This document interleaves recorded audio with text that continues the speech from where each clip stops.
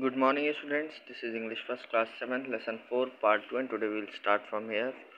So let's start. One day when the king was at his court, a messenger came to him in a great haste and bowing before him said that another powerful king was in a large army was a few miles away from the palace and was coming back to him and to spread hove in the town and its suburbs. तो क्या हुआ कि एक दिन राजा का जो दूत था वो आया जल्दी दौड़ते हुए और राजा के सामने झुका और राजा से बोला कि एक और बहुत ही शक्तिशाली राजा एक अपनी बड़ी सेना लेकर के कुछ मील की दूरी पर है महल से और वो हमको अटैक करने के लिए आ रहा है और the enemy was very powerful and strong. तो जो दुश्मन था वो बहुत ज़्यादा पावरफुल था, ताकतवर था और बहुत ज़्यादा स्ट्रांग भी था। Who had already subdued many Kings and several of his own rank and strength.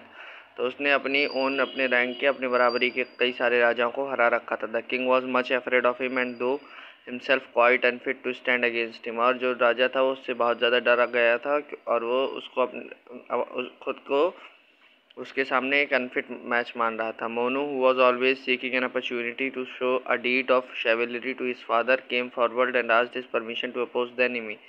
तो जो मोनू था जो हमेशा ही मौके ढूंढता रहता था अपने पिताजी के सेवा करने के लिए, वो आगे आया और उसने परमिशन मांगी, इजाज़त मांगी कि वो सेना लीड करेगा और दुश्मन का सामना करेगा। The king did not have very high opinion of his strength as he took him from an inexperienced youth. तो जो राजा था उसको कोई ज़्यादा उसकी ताकत का अंदाज़ा भी नहीं था क्योंकि वो उसको एक अनएक्सपीरियंस्ड जवान लड़का ही मानते थे। Though he was not inclined to grant Monu's request, और उसके बाद भी वो मोनू की रिक्वेस्ट मानने को तैयार नहीं थे।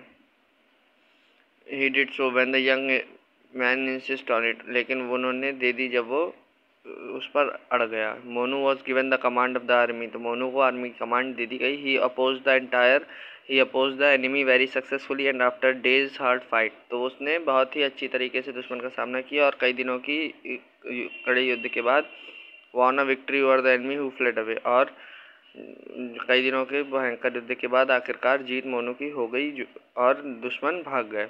The king was very plead with Monu, तो जो राजा थे वो मोनू से बहुत ज़्यादा प्लीड हो गए। He gave him the throne and himself retired from active life.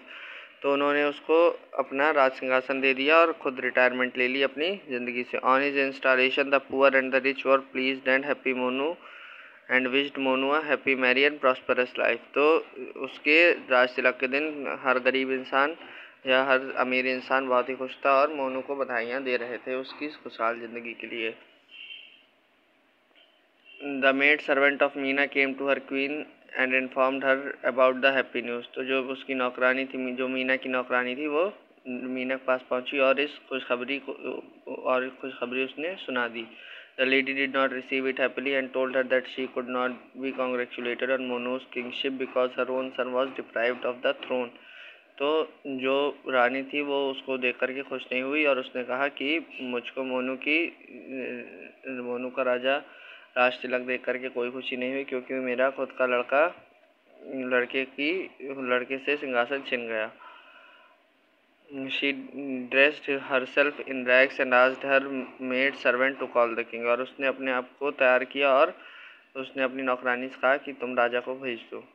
She told the king that Pinku should have been installed on the throne because he was the elder son।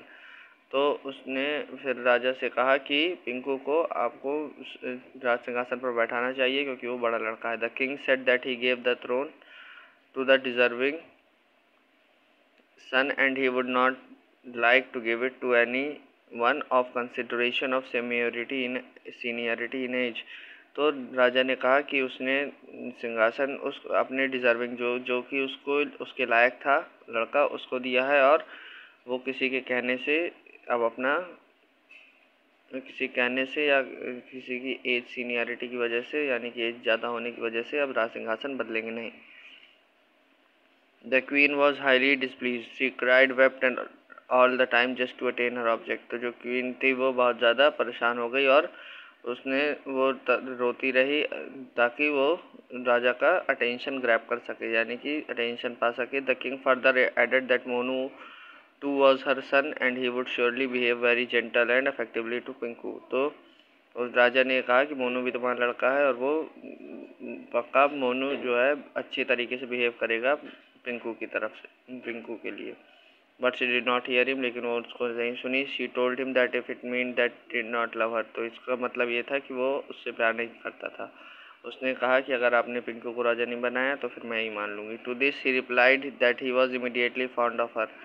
तो उस पर उस राजा ने कहा कि मैं तुमसे बहुत प्यार करता हूँ, but he acted as per his consciousness, लेकिन मैं उस अपने हिसाब से ही काम करूँगा। ठीक है, so this is clear for today and tomorrow this chapter will be completed. Thank you.